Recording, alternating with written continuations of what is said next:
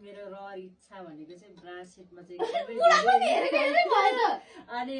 thank you so much मेरो बुहारीलाई धेरै धेरै धन्यवाद मेरो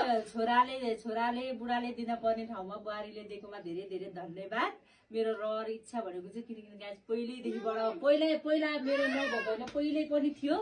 तर मेरो घर बनाउँदाखेरि घरको कारणले गर्दा सिक्री ब्रासेट सब बेच्न परेको थियो कति वर्षपछि अझै पनि मेरो रहर चाहिँ पुरा भएन के ब्रासेटमा मलाई चाहिँ यो गर्नुमा चाहिँ धेरै दुःख लाग्यो मतलब अब आफ्नो कस्तो हुन्छ भने अहिले सुन पनि त्यस्तै बढेको धन्नले मैले थोरै महिनाको सन्तोषको पैसाहरू अब कहिले चोर्थे कहिले के गर्थे त्यस्तो गरेर सेभिङ गरेर चाहिँ मलाई अलिकति सजिलो भयो अनि मलाई चाहिँ आज दिउँसो चाहिँ थोरै पेमेन्ट पुगेको थिएन अनि सन्तोषलाई पनि फोन गरेर अलिअलि हालिदिन्न भनेको अब उसँग पनि भएन अनि मैले चाहिँ एउटा दिदीलाई भने किनकि मैले बनाउन दिँदाखेरि र मैले त्यहाँ गएर हाफ पेमेन्ट दिँदाखेरि चाहिँ सुन सस्तो थियो